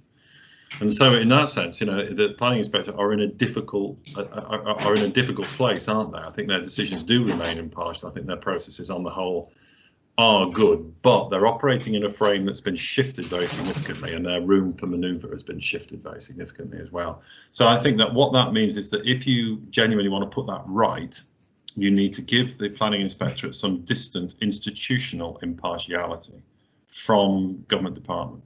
And that's possible in terms of the way that agencies are established in law. And you might want to give them a founding purpose as an agency, because at the moment, with that increased distance, that might produce some very interesting solutions. But if they're going to be a body testing plans and dealing with appeals, they sink or swim on their impartiality and their respect. And so I think we would certainly campaign for legal measures. I also say, just you know, there's some catching up the planning inspectorate needs to do on climate change. There really is, like many other planners. So there's some issues where the fact that the government is woeful on planning for climate change, disastrous policy in planning in England, it means that the planning inspector are just administering that disaster, and that has to change. So that's some institutional changes needed for the inspector. Any other panel members, just put your hands up if you would want to come into that. Lovely. So over to you, Rosie. Yeah, I think one thing that maybe people feel about planning inspectors is that when they are making decisions on appeals, they may find their hands are completely tied, because although a planning application may be flawed, I mean, there's many of these, but we have one locally where everyone had agreed it shouldn't go ahead, but you've got no 5-year supply, you've got no local plan, the presumption kicks in and the inspector has literally no choice. I think local people understandably do not understand that, and they see the man sweeps in from Bristol, makes a terrible decision, and actually it's policy, he hasn't got any choice, or she. So I do think that's an issue, and then I do think it's very much variable depending on who you get. We had an absolutely brilliant, clever, challenging inspector looking at the North Essex Garden communities, and the one who's just done another local plan recently listened very much to the developers and the local authority, and he's made one particularly bad decision that I don't think should have happened. And yeah, you're dependent on the whims of that one man or the way he thinks, or that one woman. Absolutely. Okay, back to you, Donna. Yeah, we've got a question that's specifically for Bob, if that's okay. How do you rate the likelihood that a revised NPPF post-planning bill would inadvertently or otherwise put a lot of neighbourhood plans out of date, e.g. by removing their scope to set neighbourhood DM policies and ensnare a lot of communities in trying to redo them? Yeah, I think I sort of commented that in passing a few minutes ago, but I think again for that illustrates for me the problem with not stepping back and working out what the role of neighbourhood planning is, and having national policy that doesn't necessarily help.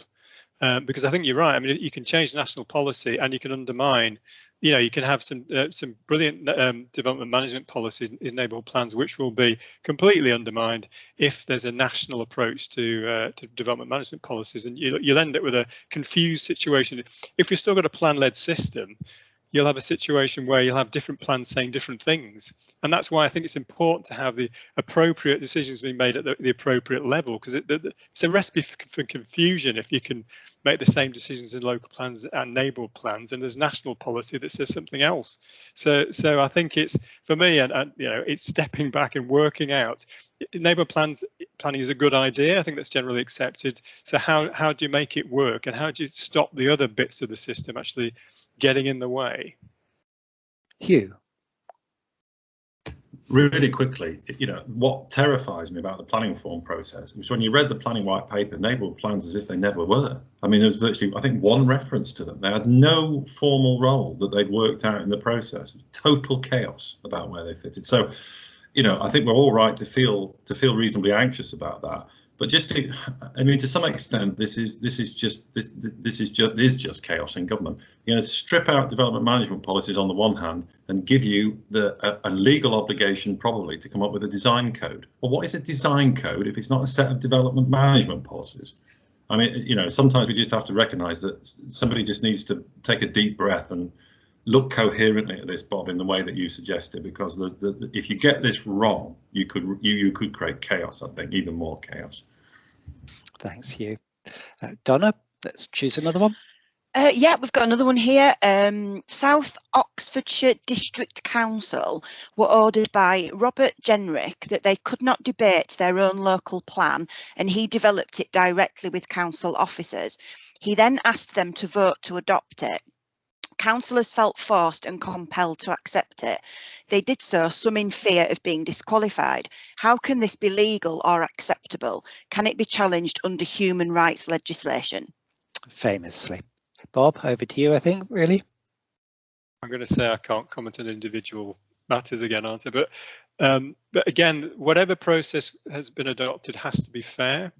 And again, the Lichfield case is interesting when I mentioned, because there was, in that case, without going into a huge amount of detail, there was effectively an email from the, I think one of the parties' whips saying it would be nice if you voted this way on this particular matter.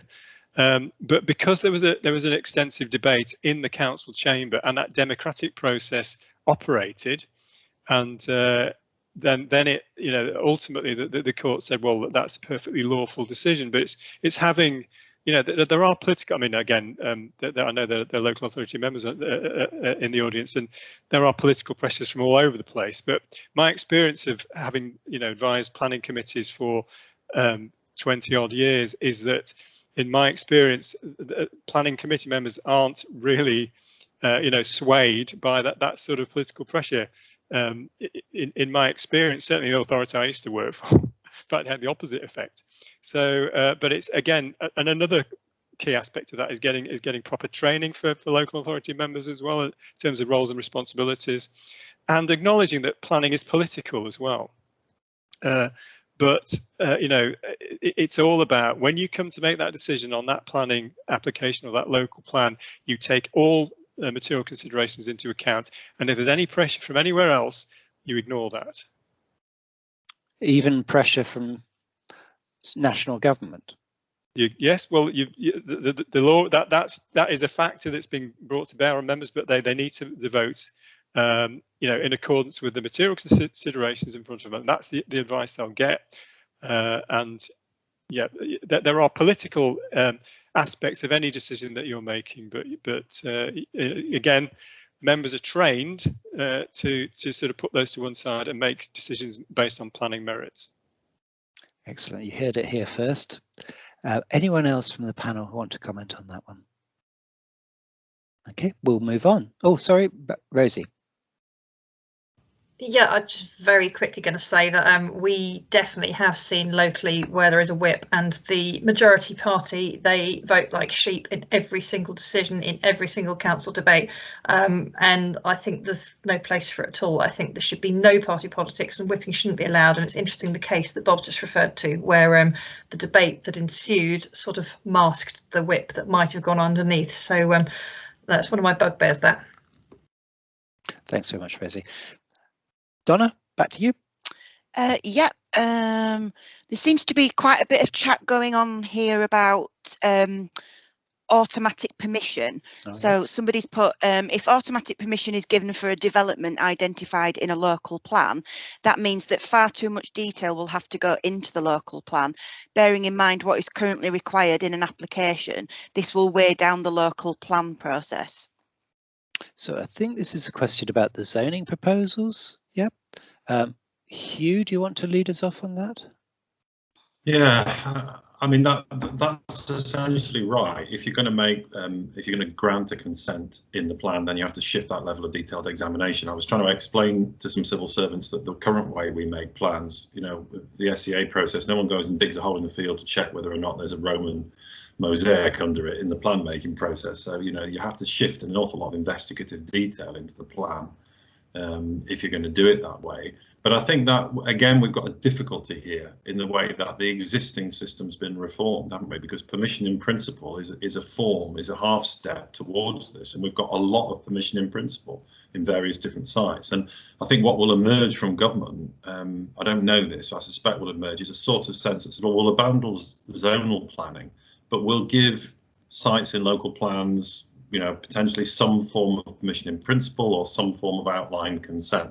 So there'll still be a second stage, but that, of course, raises a huge number of issues about whether the local authority is able to actually do the proper investigation. I have to say, after flip-flopping about this for years, I actually really agree with Bob that our discretionary planning system, when put together well, properly democratically and properly evidence-based, is actually a really, really good system. And the two-stage approach to that gives proper scrutiny. Crucially allows for some decent flexibility as well when things change, like on climate change and flooding. You've still got another decision-making moment to go. But just reflect on this in the background. How much faster does the planning system have to be? How many more consents does it have to generate?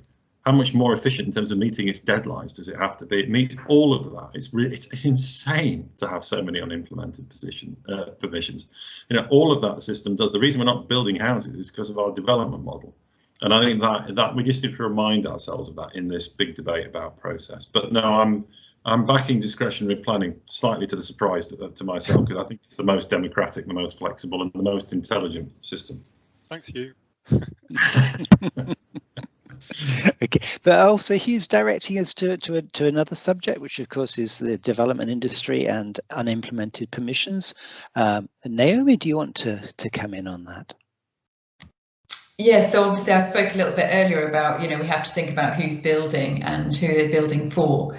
And I think that, you know, why aren't local authorities building more with communities? Why aren't we thinking about, okay, so are we talking about need, or are we talking about market? You know, we have this whole debate about housing, and we seem to get trapped into this kind of myth that it's oversupply that's going to drive the prices down and bring us more homes, and that's obviously not what is happening or will ever happen.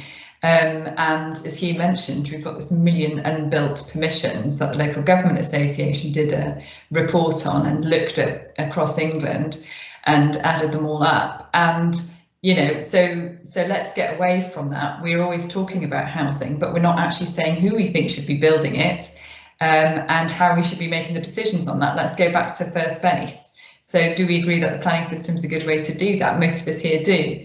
And Hugh's just advocated, and I agree with, the discretionary planning system. I do think that there's a really big problem in that people don't really get involved with local plan processes. So I've been working with Hugh and with others on providing training to different community groups over many, many years. And we're basically talking about how to get involved in a local plan process, because that's where so many decisions are made up front. And of course, nobody's really getting involved.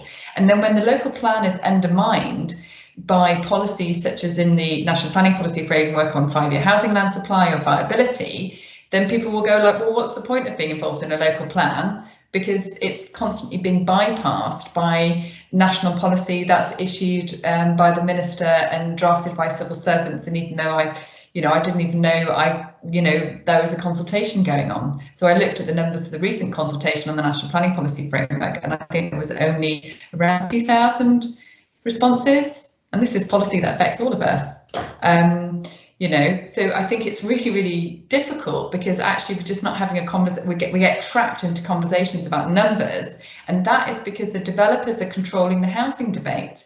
We're not actually talking about, how we decide what we need where.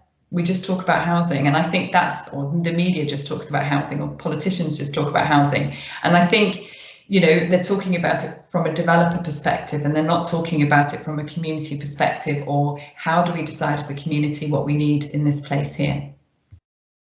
Thank you very much, Naomi. Donna, back to you. Let's pick another one. Let's go with what is the panel's view on the role of biodiversity in planning, and specifically plans to include net biodiversity gains as part of the decision-making process? So that's opening it up. I'll give just a mention of our forthcoming webinar on environmental protection. So if you can wait till the 11th of November to ask that question, that would be good. We'll just make with the opportunity that we've got our panel here. So biodiversity, who wants to take a stand on that? Bob. Just again, personal views, but I think it's a great idea if you try and make sure that the biodiversity is maintained on site. I think the temptation is to, a bit like affordable housing, is to, is to provide money to sort another site out somewhere else. But so there's got to be fairly strict requirements around making sure that you actually improve biodiversity on site. The 10% you're going to have a figure, I guess, to aim for, but I don't necessarily think it's always going to be the right figure for any particular site. But as an idea, a great idea in principle. But we'll see how it pans out in practice. And again, for me, it's making sure, as far as possible, it's not just another chunk of cash that gets used somewhere off-site, and it's given the status. Actually, to be fair, the Environment Bill will give it the status of an automatic planning condition for a lot of planning permissions. So that's again, personal view. That's got to be a good thing. But it's actually seeing how it works out in practice, and also making sure that it's not trumped by other considerations like viability, which has been mentioned. Hugh. Yeah, I mean, I lost it. I think we lost an important argument about that, which really worries me, which is not that obvious, which is that the money to support net gain comes out of the same development pot as all the other things we've been talking about. And by making it a legal consideration, elevating to that above the needs of social housing, you've set against each other two things we need to be achieving together, which is the net gain for nature and biodiversity, and decent houses for people who need it most. And so because net gain's elevated to that legal status, if there comes to be an argument through viability, the real fear I have is that affordable housing, I mean, affordable housing now, of course, has been redefined to mean unaffordable housing. So I'm taking as read that, you know, that piece of government policy needs to change as well. You know, it's a really toxic thing to do, to set those two agendas together. So you will see people saying, look at the biodiversity, and then people saying, well, I can't afford to live here. Who the hell thinks that trade-off in a modern society is a good idea? So that's my fear, because what hides behind it, of course, is our disinvestment in social and affordable housing, which, you know, you can't get the planning system to pick up. We just, you know, there isn't enough value in planning to provide the levels of affordable and social housing we need. But this risks, I think, making it potentially worse. That's a fantastic point. So just I want to plea to the audience, if you're signing in again in November to our webinar, then you just remember that point that Hugh's made and you send it back to our panel then and see what they deal with it. Okay, Donna, over to you again. Yeah, we've got a question here for Rosie. Apparently your slides were very informative. What does perfect community consultation look like? Should standards be set at a strategic national/LPA level, or should decision making take place at a local parish/community level? Could or should neighbourhood planning be the building block for this? Okay, well, I'm glad the slides were useful. I think we've talked about the neighbourhood planning angle already, so I won't go into that again, but I think, yes, they can to an extent be the building block. And in answer to your question, I believe, unfortunately, that local planning authorities are going to have to be forced probably by legislation to prove that they have engaged properly with communities. So, of course, what you want is lots of lovely workshops right at the beginning of local plan making, where people raise issues about their area and people say what their concerns are and what they'd like to see in the future, and that absolutely has to happen. And I think that's really important, and that's that proper sort of participation. And then at the next stage from that, those issues are addressed. And if you say, for example, that you've got a local wildlife space that shouldn't be built on, and that a road junction is over capacity, and that the doctor surgery is full, then the local authority needs to come back and say, right, OK, we've addressed that, and either we can't resolve it, therefore we can't build there, or we will resolve it, and then that's remove whatever that objection is. So I think it would be lovely to say that if government mandates better community participation, as they are talking about in the white paper, that the local authorities will go, oh yes, lovely, we'll just carry on and we'll be nice and we'll talk to our communities. But it's got to be forced through, and that's got to be through things like the guiding principles, through potentially better statements of community involvement, and through, I think, a referendum at local plan stage. So it's a bit of carrot, a bit of stick. I think it's a bit of both. Thanks very much, Rosie. Donna, would you mind going back up the chat a little bit? There's quite an interesting discussion about consultants and consultants working for communities that I would like to. So there's a question from Caroline Dibden, and there's a question from Andrew Wood. Andrew's saying plenty of stories of campaigners trying to commission consultants to work with them, and the consultants saying, if I do, I'll never get work from the development industry again. Does anyone in the panel want to lead off? I mean, the role of technical support to communities is clearly vital. Hugh. Yeah, again, it's a bit easier for me, isn't it? As I often say, since my career is pretty much over anyway, it's been fascinating to me. I know some brilliant planning consultants who do brilliant work. In fact, they are the repository of some of the greatest technical expertise out there on planning. But I also find it hilarious when I was a community activist that you could get the same data from a consultant to support 180-degree different conclusions depending on which consultant you employed. And look, when we're in the business, we all know that's what's going on. You know, we all know that's what goes on. That's how it works, and that's the gossip over coffee about it. So I think there's got to be some equality. It's about equality of arms here, I think. I mean, really, you know, for communities to compete with that kind of advice is extremely difficult. I think they can actually do a brilliant job, and I've seen communities pulled to pieces highly complex environmental statements, which turned out actually to have that classic phrase buried in the heart of them, which was this was based on a desktop study.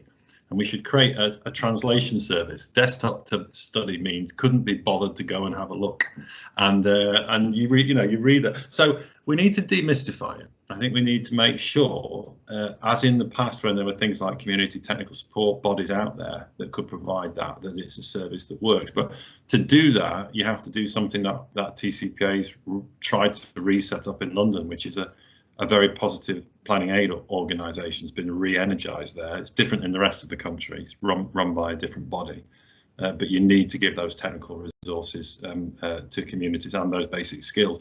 I wouldn't want to see communities fall into the trap though of doing all that technical detail, because a lot of it, as we all know in the business, is a waste of time, isn't it? I mean, the perfect objection letter is not a long letter, is it? It's actually just a beautifully crafted, very strategic, nicely linked to MPPF.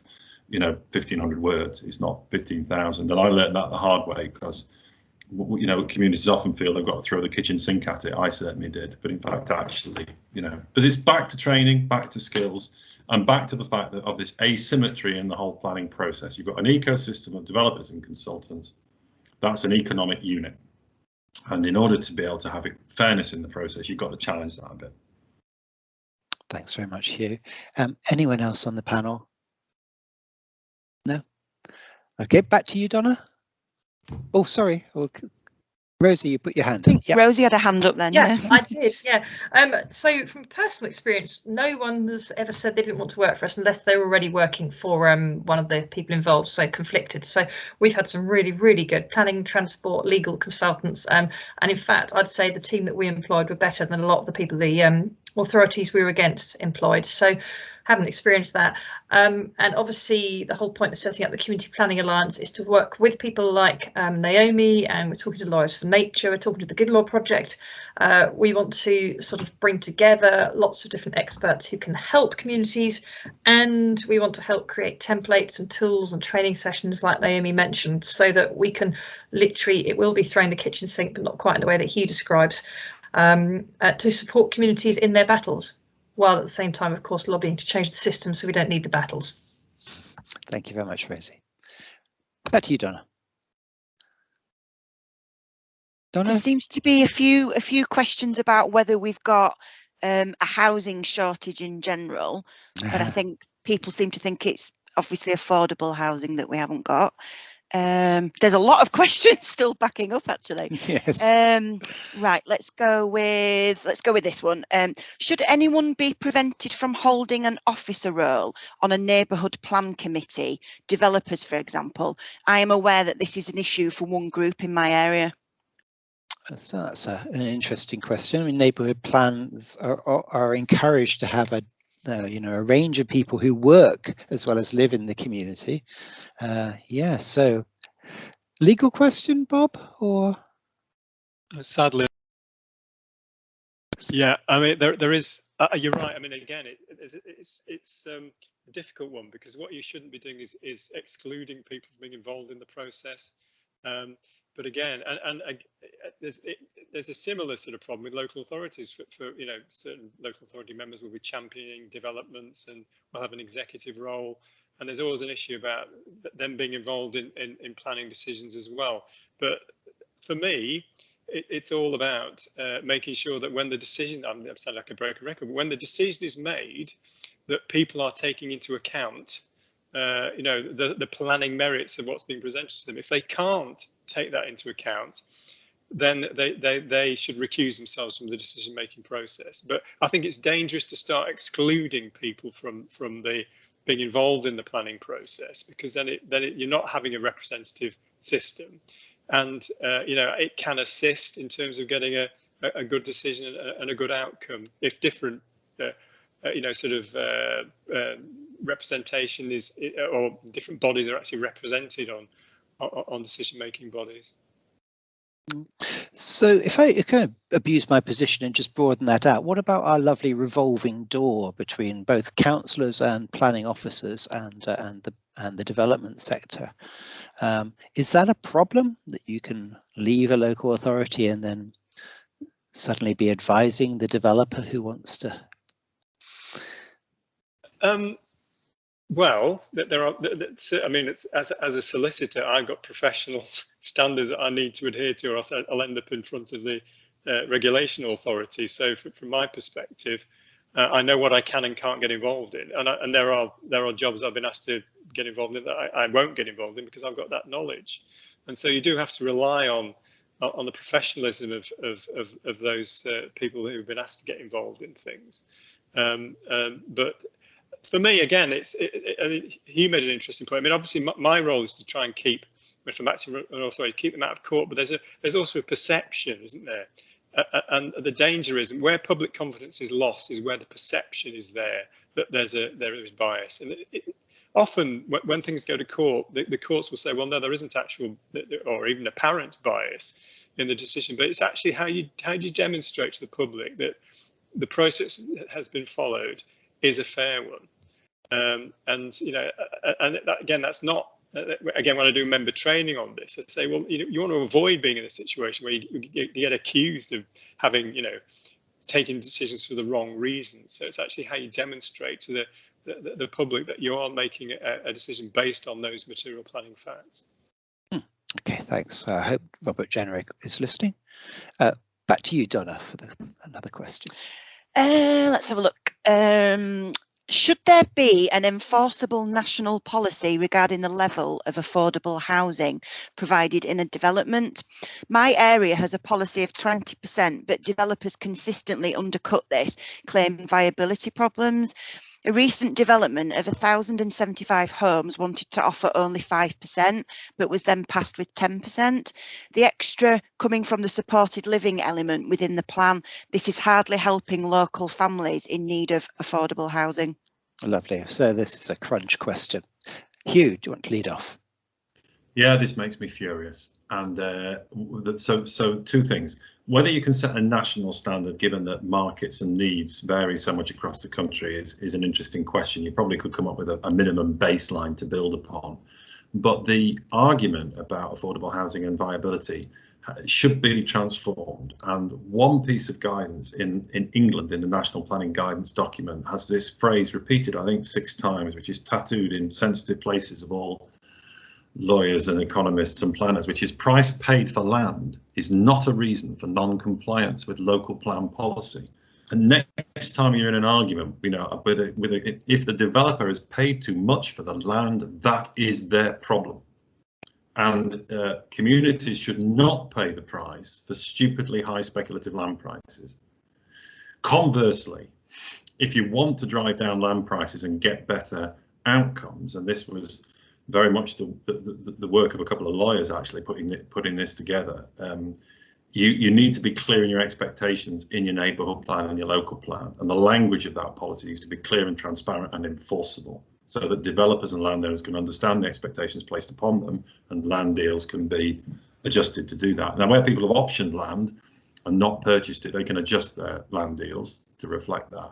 But it's always worth fighting for. But that gets back to transparency of the figures and the argument that you need to have. But on the whole, there has been a very happy time for landowners in most places in this country. And if you really want successful places, you need to take some of that value, not an unreasonable amount, but some of it, and make sure that that is distributed for community benefit. And that means, and this is so important, the right infrastructure, the right schools, the right healthcare provision, the right public transport, the green infrastructure, everything that makes a decent place. If that's going to come out of these developments, then landowners, I'm afraid to say, are going to have to readjust their expectations of what they receive. It's as simple as that. So happy time comes to an end, which makes me the least most popular planner amongst the Country Landowners Association walking here, I suspect. But please argue back. Please don't give in. It's really important that we get the right affordable housing out of these places. Great. Naomi, I think, so you singled out development viability as one of the issues we should be challenging, but you also talked about public land ownership and public land value uplift. So do you want to take us into that a little bit? Sure, I think we just need a different settlement. I think that's something that we should be calling for. I think there was earlier in the chat, there were some people mentioning about the use, how public land is being sold off. I don't know if we went through that in any more detail, but I think that the real problem is we're dealing with an existing system that's pretty broken, and that basically developer profits are prioritised in that system. If you think about viability, we have this issue with betterment, and the uplift in land value is not captured. So we haven't mentioned, but maybe one thing that has been talked about elsewhere as part of public debate is land value tax, and whether we need to do something around that to fix a slightly separate but related problem. And I think that the issue is who's building and who are we building for. So that was more my point, that we have to challenge this whole process of trying to squeeze stuff out of developers, where developers are basically, it's like with the Code for Sustainable Homes, we were supposed to be building sustainable homes by 2016, and the developers basically said we're not doing it. Some developers, I would say. There was lots of lobbying around that, and now we're still not building sustainable homes at the highest level. In 2016, I mean, that was 5 years ago, and we're not going to be building them for another 2 years. So that's basically the power of the lobby, which is reducing the quality of the homes that are being built, and is also reducing the amount of affordability that's being built. So maybe we have to go back to saying, well, local authorities were very successful at building social housing in the past, and maybe that's something that we need to go back to. And I know that the TCPA, for example, have also been talking about that. So I think we just need to think about it as a resettlement. Thanks, Naomi. Anyone else from the panel want to come in on that question? Otherwise, we'll move back to the chat. And Donna. Yeah, this one sounds quite an interesting one. So in Devon, quite a few LAs have declared a housing crisis for locals. The issue isn't that there isn't enough land or homes or opportunity. Are there any discussions re areas of natural beauty and coastal tourist areas to start looking at ownership and equity in planning? So given the system is capitalism, can you talk to an LA in an N plan about limits, percentage proportional to present number of dwellings on ownership and use of dwellings for business over residential accommodation? That got a bit complicated for my tiny brain. So who in our panel wants to start us on that? Hugh. Well, you have to forgive me. I mean, it's quite a complex question, but if the question is about how you can reflect local needs, and if the question is about how planning can reflect, I think, actually the changing nature of society and aspirations around some of these issues, then the answer to that is, you know, almost everything we've all said, I suppose. National policy has to change to give local authorities more discretion. Local authorities, like European municipalities, need their own powers, don't they? A firm constitutional settlement so they can go their own way if they want to. But I think on the whole, what's happened to community activism and local plan making is that we've all accepted the boundaries that people have put up too readily. And we've all slowly reduced the scope of what we've been arguing and pushing for. And genuinely, there is that wriggle room. If you look at the beginning of I've often thought, what would a subversive local plan look like under national policy? What would a perfect planet-saving, socially just local plan look like? And bear in mind, in England, if the planning bill goes through, there'll be the biggest concentration of plan making we've ever seen, because they're going to say within 30 months, you know, you got to all do it region by region. Can you imagine the pressures and strain? But can you imagine the opportunity? So I want to encourage people to think about that, particularly on issues like climate and social justice. But I'm interested that in Belfast City Plan, in all the problems that city has, allocates particular housing sites for social housing only. Plans are beginning to allocate sites only for particular kinds of housing, like cooperative housing development. There's nothing in law, Bob, I think, although it's probably not been tested, to stop you doing that, although it certainly wouldn't be encouraged in England, certainly raise a few eyebrows. But what I'm saying, I suppose, is that offers an opportunity to actually create different delivery models that better reflect community aspirations for a different kind of more locally resilient economy. And I think there's a lot in that. I'm sorry that's not very coherent, but you know, there is something there, isn't there, for the future, which is positive. And the quick summary is, don't stop pushing those issues. I'm going to work really hard to see how far we can get a plan allocation for cooperative and community-led housing. Imagine what that would be like in Leeds, Quintin. Yeah. And so what would happen is that that site would be very cheap, wouldn't it? So it'd be easy for a cooperative to buy because you could only develop it for cooperative housing. So the whole viability of cooperative housing would increase. It certainly looks like one way forward. So we're at just 3 minutes to 4. So it'd be nice if we could fit one tiny little question in. But I know that there's an awful lot of discussion in the chat and quite a resource developing there. So there's a lot of links to documents. There's some arguments and counter arguments, and I hope that our participants can make use of that. I think I'm going to have to take the the safe way out and end the discussion at this point. Partly because I want to promote our next seminar in this series, which is for the 11th of November. That's Thursday, 11th of November at 2 p.m. Now Donna's going to be sending out the link to book, again, free tickets for that. The subject for us in November is environmental protection. Is it coming a poor second to the drive to build, build, build?